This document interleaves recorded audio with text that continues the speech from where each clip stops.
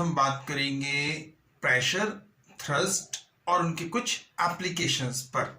इसके पहले मैंने जो वीडियो बनाया था उसमें आपको फ्लूइडेशन का कॉन्सेप्ट दिया था कि फ्लूइडेशन क्या होता है, फ्लूइड्स क्या होता है, और फिजिक्स की किस किस ब्रांच में हम स्टैटिक फ्लूइड और डायनामिक्स फ्लूइड को स्टडी करते हैं। आज के इस वीडियो में बात करेंगे प्रेशर और थ्रस्ट के बारे में और उनकी कुछ application. So this is Aziz and आपका और हमारा प्यारा सा चैनल मिस वाही एजुकेशन। तो वीडियो स्टार्ट करते हैं बच्चों। सबसे पहले कॉन्सेप्ट समझते हैं थ्रस्ट का। थ्रस्ट किसको कहते हैं? Thrust, right? क्या होता है थ्रस्ट? थ्रस्ट एक फोर्स होता है। थ्रस्ट क्या होता है? थ्रस्ट एक फोर्स होता है। क्या होता है? फोर्स। और कैसा फोर्स होता है? Perpendicular force. Perpendicular force. आइए समझते हैं कैसा परपेंडिकुलर फोर्स। फॉर एग्जांपल ये एक सरफेस है, इस सरफेस पर ये एक बॉक्स रखा हुआ है, राइट? इस बॉक्स का मैं आपसे पूछूं कि इस बॉक्स का वेट कहां पर एग्जर्ट कर रहा होगा? इस बॉक्स का वेट कहां पर एग्जर्ट कर रहा होगा? ये एक सरफेस पर रखा हुआ है, ये हम कहें एक टेबल टॉप है और इस टेबल टॉप के ऊपर ये बॉक्स रखा है, तो इस बॉक्स का वेट कहां एग्जर्ट कर रहा होगा? Towards the downwards. कहां एग्जर्ट कर रहा होगा? Towards the downwards. mg इसका वेट कहां एग्जर्ट कर रहा हो? Towards the downwards. यानी कि वेट जो है, और वेट क्या है? वेट एक फोर्स है। आपको वेट वाला मैंने जब लेक्चर बनाया था मास और वेट का, वहां पे बताया था। डिस्क्रिप्शन मैंने लिंक भी दे रखी है मास और वेट के रिगार्डिंग, वो आप देख सकते हैं। तो वेट क्या होता है? एक फोर्स होता है, यानी कि इस पर एक फोर्स एग्जर्ट हो रहा है डाउनवर्ड्स डायरेक्शन में, और जो इस सरफेस के कैसा है? परपेंडिकुलर। जो इस सरफेस के कैसा है? परपेंडिकुलर। तो इस फोर्स को ही हम कहेंगे थ्रस्ट। इस फोर्स को ही क्या कहेंगे? थ्रस्ट। यानी कि ऐसा फोर्स जो किसी सरफेस पर एग्जर्ट करे, किसी बॉडी का ऐसा फोर्स जो किसी सरफेस पर एग्जर्ट करे। किस तरह से? परपेंडिकुलर एग्जर्ट करे। उस फोर्स को बच्चों हम लोग कहते हैं थ्रस्ट। वो हमारा कहलाता है थ्रस्ट। जिसे आप थंब पे, या हम ये कहें, चलिए एक और मैं एग्जांपल लेके चल रहा हूं। ये हो गई वॉल, ये हो गई वॉल हमारी, राइट? ये एक वॉल है। इस वॉल में अब ये थंब पिन हम लगा रहे हैं, राइट? ये और ये इस तरह से थंब पिन है, राइट? ये थंब पिन हमने इस पर एग्जर्ट किया, तो ये थंब पिन जब इस वॉल पर या कार्डबोर्ड पर एग्जर्ट करेगी, या हम कहिए नेल है और नेल इस वॉल पर जब एग्जर्ट हो रही, एंटर हो रही है, तो वो इस पर एक फोर्स एग्जर्ट करेगा वॉल पर। ये नेल इस वॉल पर एक फोर्स एग्जर्ट करेगा, और कैसा फोर्स होगा? ये परपेंडिकुलर, यानी इस सरफेस पर एक परपेंडिकुलर फोर्स एग्जर्ट करेगा ये नेल। इस फोर्स को हम कहेंगे थ्रस्ट। तो हम कह सकते हैं the perpendicular force, perpendicular force exert, perpendicular force of a body लिख लीजिए। the perpendicular force of a body लिखिए। the perpendicular force of a body exert on the surface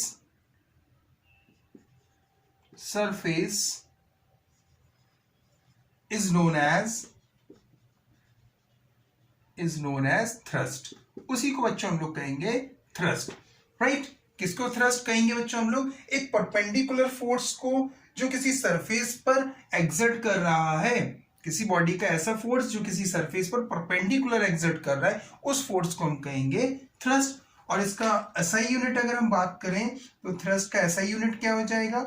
SI unit, thrust का SI unit Newton होगा। क्यों?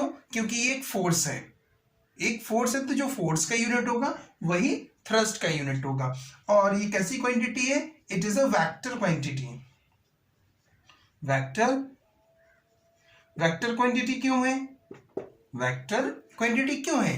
क्योंकि ये एक force है, और फोर्स एक वेक्टर क्वांटिटी है, तो थ्रस्ट भी एक वेक्टर क्वांटिटी। बस डिफरेंस ये है कि ये परपेंडिकुलर फोर्स है। किसी बॉडी, जब कोई बॉडी किसी सरफेस पर परपेंडिकुलर फोर्स एक्सर्ट कर रही होगी, दैट इज द थ्रस्ट।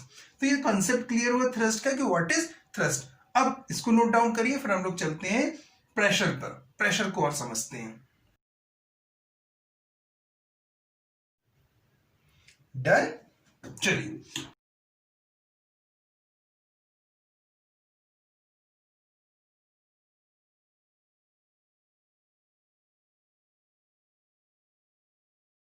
चलिए अब समझते हैं प्रेशर का कॉन्सेप्ट। प्रेशर, भाई प्रेशर कई टाइप्स के होते हैं। एक तो एग्जाम का प्रेशर होता है, एक नहीं होता है एग्जाम का प्रेशर। जब एग्जाम आता है तो बड़ा प्रेशर रहता है आपके माइंड पर, अरे एग्जाम आ गए। उसके बाद ऊपर से मम्मी का प्रेशर, डैडीज का इतना प्रेशर नहीं होता है, होता है डैडी के लिए कम, लेकिन मम्मी का बहुत प्रेशर होता है। अब भाई मम्मी की चप्पल घलने वाली है, पढ़ लो बेटा एग्जाम आ गया, ऐसा होता है कि नहीं होता है। और एक टाइप का प्रेशर और बताएं आपको, अर्ली मॉर्निंग जब आप लोग उठते हो तो उठने के बाद ही एक प्रेशर बनता है, ठीक है। एनी हाउ वो हम दूसरे कॉन्सेप्ट पे पहुंच रहे हैं प्रेशर के। टू अंडरस्टैंड द प्रेशर, कुछ यहाँ पे मैं एग्जाम्पल्स बता रहा हूँ तो इसका कॉन्सेप्ट आपको क्लियर होगा। जैसे फर्स्ट अगर हम लेके चलें एक एग्जाम्पल के, जो ब्लंट नाइफ होता है तो ब्लंट नाइफ से इजीली कट नहीं होती वेजिटेबल्स या फ्रूट्स। अगर यही शार्प नाइफ होगा, यानी हम लिख सकते हैं sharp knife can cut easily than a blunt knife. Then a blunt knife, by applying the same force, by applying same force, अगर हम सेम फोर्स एक्सर्ट कर रहे हैं एक ब्लंट नाइफ पर एक शार्प नाइफ पर, तो शार्प नाइफ से इजीली कट हो जाएंगे वेजिटेबल्स या फ्रूट्स, लेकिन ब्लंट नाइफ से नहीं होंगे। एक हम एग्जांपल्स और लेके चलें। अ thumb pin easily entered in a bulletin board,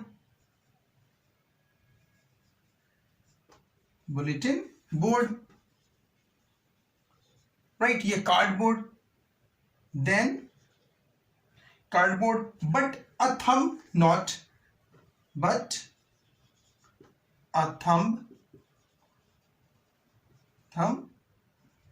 entered,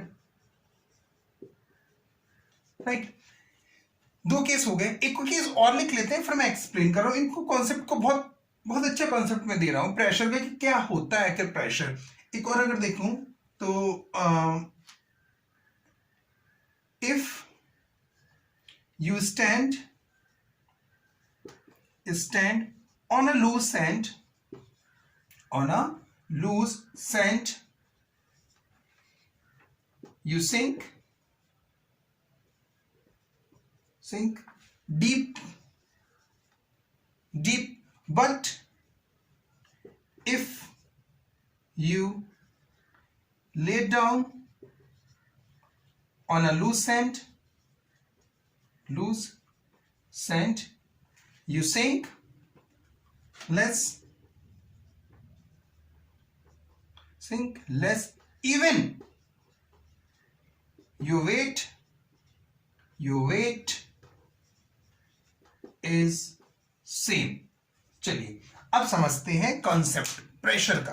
देखिए जैसा पहले हमने लिखा कि sharp knife can cut easily then the blunt knife by applying the same force. अगर एक शार्प नाइफ लें हम और एक ब्लंट नाइफ लें तो शार्प नाइफ से क्या होता है, वेजिटेबल फ्रूट इजीली कट हो जाते हैं, जबकि फोर्स हम दोनों पर सेम एक्सर्ट कर रहे हैं। ब्लंट नाइफ पर भी फोर्स उतना ही एक्सर्ट कर रहे हैं जितना कि हमने शार्प नाइफ पे किया था। फिर ऐसा क्यों हुआ, आखिर क्या वजह थी ऐसा? तो शार्प नाइफ ने इजीली कट कर दिया। सेकेंड हमने अ thumb pin easily entered in a bulletin board. जो बुलेटिन बोर्ड लगे होते हैं स्कूल्स में आप देखते होंगे, उसमें थंब पिन से हम तरह तरह की पिक्चर्स या डेकोरेट करते हैं, थंब पिन से उनको लगाते हैं, तो थंब पिन इजीली एंटर हो जाता है। लेकिन जो हमारा थंब होता है वो उस बुलेटिन बोर्ड में क्यों नहीं इजीली एंटर होता है, या एंटर होता ही नहीं है। या मैं एक कार्डबोर्ड लूँ और कार्डबोर्ड में थंब पिन एंटर करूँ तो वो इजीली एंटर हो जाएगा, लेकिन अगर हम थंब एंटर करें तो वो इतना इजीली एंटर नहीं होगा, जबकि थंब पर भी हम उतनी फोर्स एक्सर्ट कर रहे हैं जितना कि हमने थंब पिन पर एक्सर्ट किया था। तीसरा case, if you stand on a loose sand, जब हम लूज सैंड पर खड़े होते हैं तो डीपली सिंक हो जाते हैं, हमारे पैर ज्यादा अंदर चले जाते हैं, लेकिन उसी सैंड पर अगर हम लेट जाते हैं तो ज्यादा सैंड ज्यादा सिंक क्यों नहीं होते हैं? आखिर रीजन क्या है? तब कि हमारा वेट तो वैरी नहीं कर रहा, जब हम खड़े हैं तब भी वही वेट है, जब हम लेट गए तब भी वही वेट है।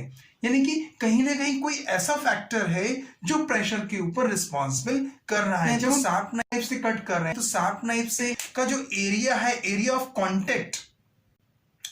कांटेक्ट है उस वेजिटेबल या फ्रूट पर, वो कैसा है? लेस है। एरिया कैसा है? एरिया लेस है, राइट? एरिया लेस है। और सेकेंड केस में भी वही है, जब हम थंबपिन को एक बुलेटिन बोर्ड पे एंटर करें तो थंबपिन का जो एंड पॉइंट है उसका सरफेस एरिया कितना है? बहुत लेस है, राइट? उसका कांटेक्ट एरिया लिख लो, contact area, surface contact surface area, contact, right? Contact surface area कैसा है? बहुत लेस है। जबकि जब हम थंब को एंटर कर रहे हैं तो थंब का जो सरफेस एरिया है कांटेक्ट में बुलेटिन बोर्ड के, वो बहुत ज्यादा है। यही चीज आती है थर्ड केस में कि जब हम सैंड पर खड़े होते हैं तो हमारा जो फुट के एरिया है वो बहुत कम कवर कर रहा है और इसलिए वो ज्यादा डीपली सिंक हो रहा है। लेकिन जब हम लेट जाते हैं तो लेटने पे हमें क्या दिखता है कि हमारा जो एरिया है वो लूज सैंड के कांटेक्ट में ज्यादा कवर कर रहा है, तो डीपली सिंक नहीं हो रहे। यानी कि ये एक फैक्टर, यानी कि प्रेशर किस पर डिपेंड कर रहा है? Surface area of contact. किस तरह से डिपेंड कर रहा है आइए बताते हैं, राइट? ये कंसेप्ट क्लियर हुआ कि प्रेशर किस पर डिपेंड कर रहा है? फोर्स तो सेम एक्सर्ट हो रहा है बट प्रेशर इनवर्सली प्रोपोर्शनल हो रहा है किस पर? एरिया पर। प्रेशर किस पर इनवर्सली प्रोपोर्शनल हो रहा है? एरिया पर।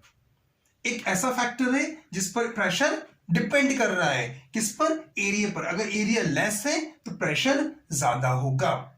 यही तो था इन तीनों केस में कि एरिया बहुत लेस था तो प्रेशर क्या पड़ रहा था? ज्यादा। जब हम शार्प नाइफ ले रहे थे तो उसका एरिया ऑफ कांटेक्ट कम था, प्रेशर ज्यादा था। और दूसरा फैक्टर क्या है? दूसरा फैक्टर फोर्स डायरेक्टली प्रोपोर्शनल।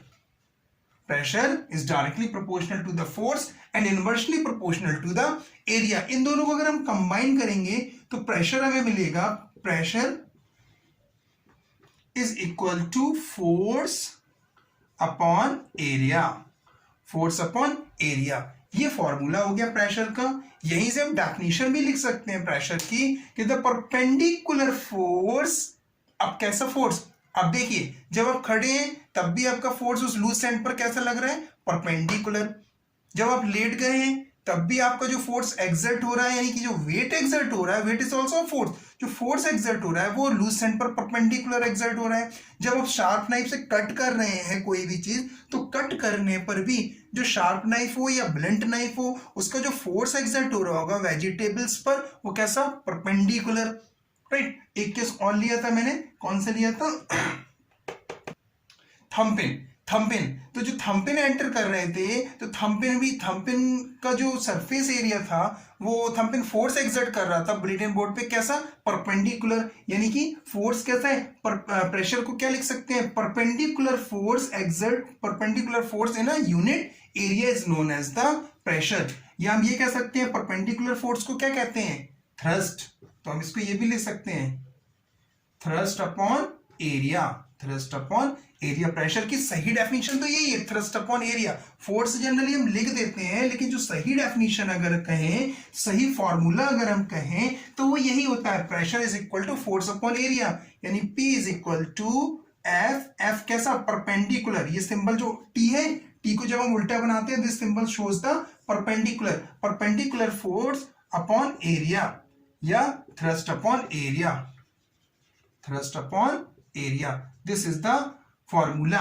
लेकिन जनरली हम लोग लिखते क्या है? Pressure is equal to F upon A, ये लिख लेते हैं। लेकिन यहां पर ये मान के चलते हैं कि which type of this force? It is a perpendicular force acting on a surface of a body.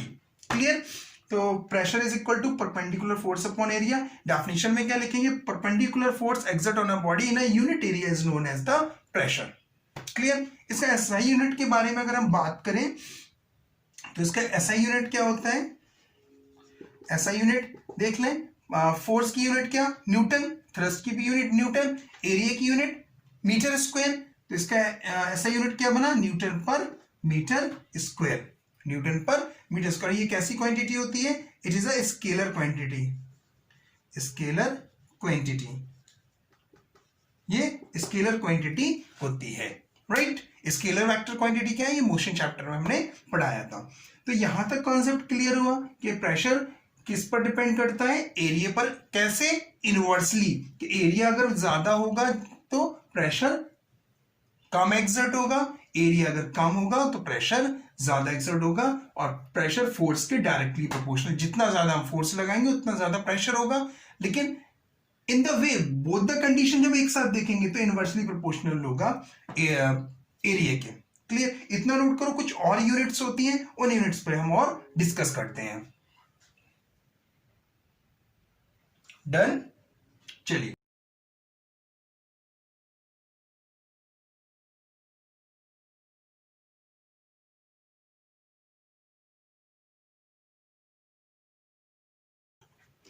एक यूनिट तो हमने पढ़ी, ऐसा यूनिट क्या पढ़ी प्रेशर की, ऐसा यूनिट हमने पढ़ी Newton per metre square.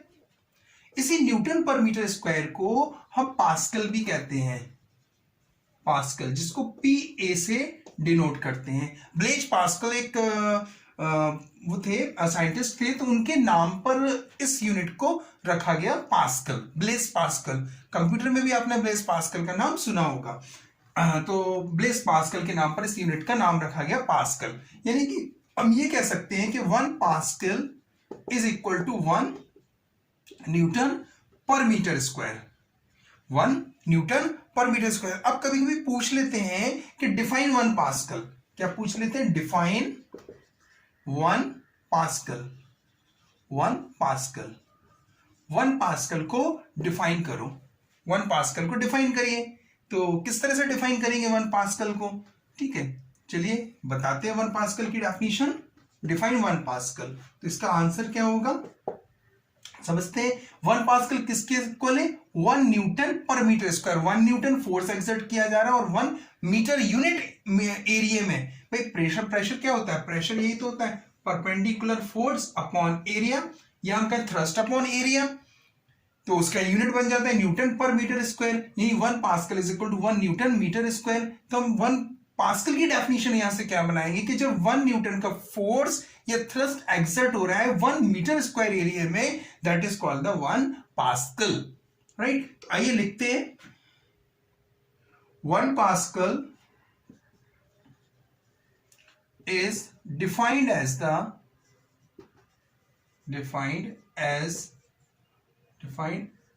the pressure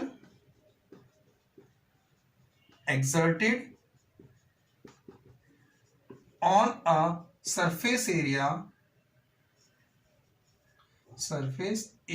of 1 meter square by thrust या परपेंडिकुलर फोर्स कह लें, thrust of 1 newton. This is the definition of 1 pascal.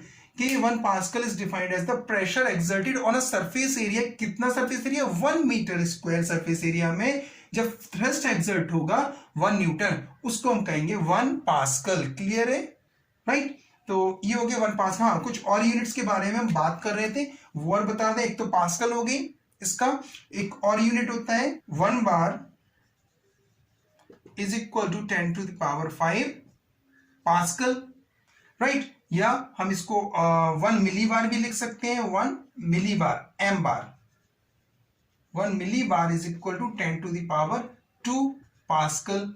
ये भी एक यूनिट होती है। ये रिलेशन बता रहे हैं ताकि एग्जाम न्यूमेरिकल्स में कभी कभी इस तरह से क्वेश्चंस दिए रहते हैं कि हमको उनको इंटरचेंज करना होता है, तो वहां पे ये यूज होंगे। 1 milli bar is equal to 10 to the power 2 pascal, 1 bar is equal to 10 to the power 5 pascal. एक और होता है 1 atmospheric pressure, ATM, 1 ATM, 1 ATM is equal to 1.013 into 10 to the power 5 pascal, PA, pascal. या 1 ATM, ATM means atmospheric pressure. What is the ATM stands for? Atmospheric pressure. या इसको हम ये भी कह सकते हैं 1 ATM is equal to 1.013। अब 10 to the power 5 पास्कल को हम क्या लिख सकते हैं, बार, तो 1.013 बार। इस तरह से कुछ रिलेशन है, यानी अगर यूनिट हम देखें तो बार भी यूनिट है, एटमॉस्फेरिक एटीएम भी एक यूनिट है, और मिली बार भी एक यूनिट ले सकते हैं हम किसके लिए, प्रेशर के लिए। लेकिन उनका रिलेशन ये होता है आपका कि 1 ATM is equal to 0.13 into 10 to the power 5 pascal, या 1 ATM is equal to 1.013 bar. Clear है यहां तक? चलिए, तो एक छोटी सी चीज और मैं आपको बता दूं प्रेशर के बारे में, फिर इनके कुछ एप्लीकेशंस पर डिस्कस करते हैं। क्या है ये देखिए, ये तो नोट कर लिया होगा। चलिए, मैं तो एक बॉक्स ले रहा हूं, उस बॉक्स को अलग अलग तरीके से एक सरफेस एरिया पे रख रहा हूं, तो आपको बताना है कि किस कंडीशन में प्रेशर ज्यादा है, किस कंडीशन में प्रेशर कम है। जैसे एक बॉक्स ये है, इस बॉक्स को हमने इस तरह से रखा, राइट, ये एक बॉक्स है, राइट, ये इस तरह से हमने इस बॉक्स को रख दिया, राइट। अब इसी बॉक्स को हमने वर्टिकली रख दिया इस तरह से, राइट, ये एक बॉक्स है, इस बॉक्स को अब हमने एक वर्टिकली कंडीशन में इस तरह से रख दिया, राइट। अब किस कंडीशन में प्रेशर ज्यादा एक्सर्ट होगा, ये कंडीशन ए है, ये कंडीशन बी है। किस कंडीशन प्रेशर ज्यादा एक्सर्ट होगा, pressure on B is greater than the pressure on A. Pressure B वाली कंडीशन में प्रेशर ज्यादा होगा क्योंकि इसका सरफेस एरिया कम है, और प्रेशर क्या होता है, इनवर्सली प्रोपोर्शनल होता है सरफेस एरिया के। प्रेशर एरिया लेस, प्रेशर ज्यादा, एरिया ज्यादा, प्रेशर कम। इतना नोट करिए, फिर कुछ एप्लीकेशंस पर डिस्कस करते हैं।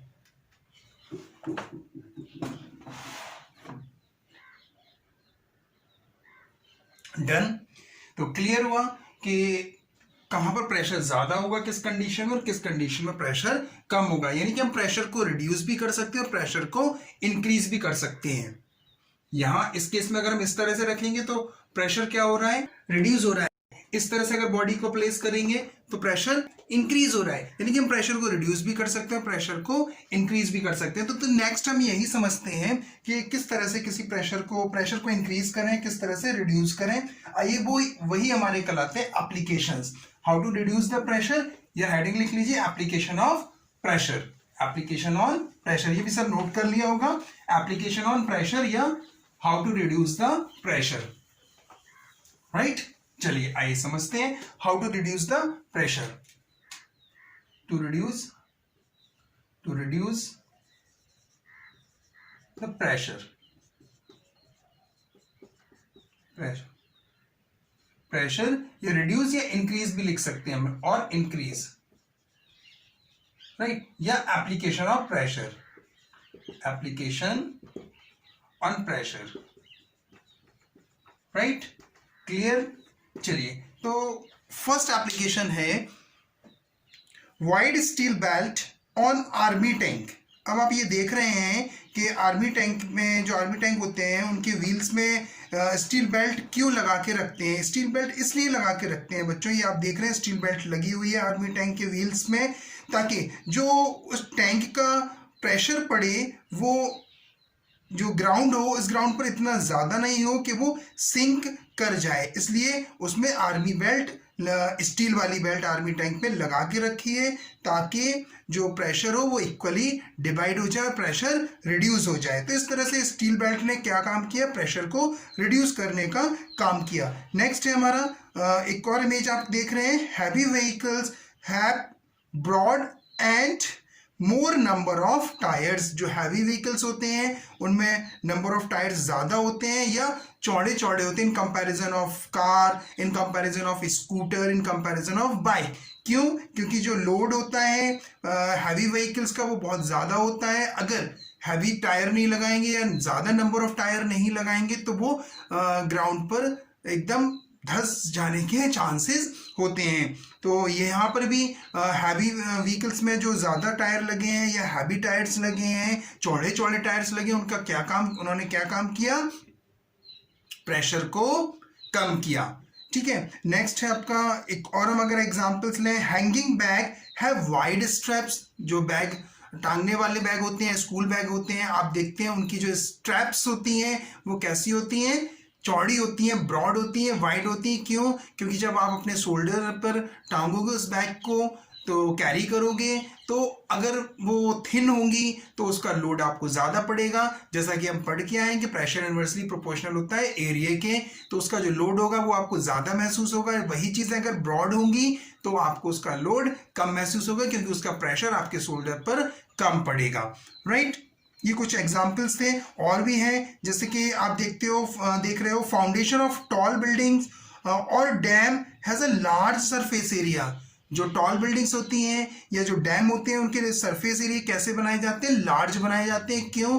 क्योंकि प्रेशर को रिड्यूस करने के लिए। अब वो इतने हैवी डैम होते हैं या जो टॉल बिल्डिंग्स होती हैं उनका जो प्रेशर होता है वो बहुत ज़्यादा होता है। अगर वो थिन बनाएंगे, जो ग्राउंड लेवल होगा उनका थिन होगा, या हम कहें कि जो बॉटम फाउंडेशन होगा वो अगर थिन होगा तो वो बिल्डिंग्स या डैम सिंक करने के चांसेस ज़्यादा रहते हैं। तो वहाँ पर भी यह प्रेशर को रिड्यूस किया गया है बाय ब्रॉडिंग द फाउंडेशन, चौड़ा फाउंडेशन बना के।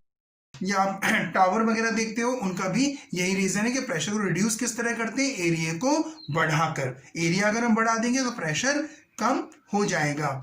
एक और एग्जांपल आप देख रहे हैं, वाइट वुडन या cemented sleepers are capped below a railway lines. जो रेलवे लाइंस होती हैं उनके बीच में, उनके नीचे वुडन के स्लीपर्स लगा देते हैं, या कहीं कहीं सीमेंटेड की भी स्लीपर्स लगा देते हैं। क्यों? क्योंकि प्रेशर को रिड्यूस करने के लिए। जब रेल या ट्रेन उस रेलवे ट्रैक से पास ऑन होगी तो अगर वो वुडन ब्लॉक नहीं लगेंगे तो उस ट्रैक पर ही पूरा लोड पड़ेगा उस ट्रेन का, और वो सिंक होने के चांसेस ज़्यादा होंगे। इसलिए वुडन ब्लॉक और स्लीपर्स का क्या काम है? एरिया को बढ़ा देना, और जो उसका लोड है, प्रेशर, वो इक्वली उस रेलवे लाइन पर डिवाइड कर देना। तो ये भी एग्जाम्पल क्या है, आपको प्रेशर को किस तरह से रिड्यूस किया जाए। और आप देखते हैं कैमल्स के जो फुट होते हैं वो ब्रॉड होते हैं in comparison of other animals. क्यों? ताकि वो इजिली सैंड पर प्रॉपर तरीके से दौड़ सके, चल सके। क्योंकि उसका जो फीट का साइज होता है, शेप होता है, वो कैसा होता है? ब्रॉड होता है और बहुत सॉफ्ट होता है, तो जिसकी वजह से वो इजिली सिंक नहीं करते हैं सैंड में। तो यहाँ पर भी एरिया बढ़ा कैमल्स फीट का, तो प्रेशर कम हुआ। तो ये सारे एग्जांपल्स किसको बिलोंग कर रहे हैं बच्चों? कि how to reduce the pressure, pressure को किस तरह से रिड्यूस करें, इंक्रीज करें। तो अगर हम इंक्रीज करने के लिए कोई भी एग्जांपल हम ले सकते हैं, जैसे शार्प नाइफ आप देख रहे हैं, जो शार्प नाइफ का सरफेस एरिया कांटेक्ट होता है जब वो वेजिटेबल्स को कट करता है तो बहुत कम होता है, तो प्रेशर बढ़ जाता है। इस तरह से प्रेशर को बढ़ा भी सकते हैं और प्रेशर को रिड्यूस भी कर सकते हैं। It depend on the surface area of contact. अगर कांटेक्ट सरफेस एरिया कम होगा तो प्रेशर बढ़ जाएगा, और अगर सरफेस एरिया ज्यादा होगा तो प्रेशर कम हो जाएगा। तो आज के इस वीडियो में बच्चों हमने आपको थ्रस्ट का कॉन्सेप्ट दिया, प्रेशर का कॉन्सेप्ट दिया, उनकी कुछ एप्लीकेशंस, प्रेशर के कुछ एप्लीकेशंस बताएं। वीडियो का लेंथ ज्यादा ना हो इसलिए मैं इसके न्यूमेरिकल्स नेक्स्ट लेक्चर में कवर अप करूंगा। अगर वीडियो पसंद आया बच्चों तो लाइक करिए, शेयर करिए, कमेंट करिए, और जो हमारे नए विजिटर्स हैं या जो हमारे पुराने विजिटर्स हैं जिन्होंने अभी तक चैनल को सब्सक्राइब नहीं किया है तो सब्सक्राइब जरूर करें, और साथ में लगे बेल आइकन को भी जरूर प्रेस करें ताकि हर एक नोटिफिकेशन आप तक पहुंचता रहे। Thank you.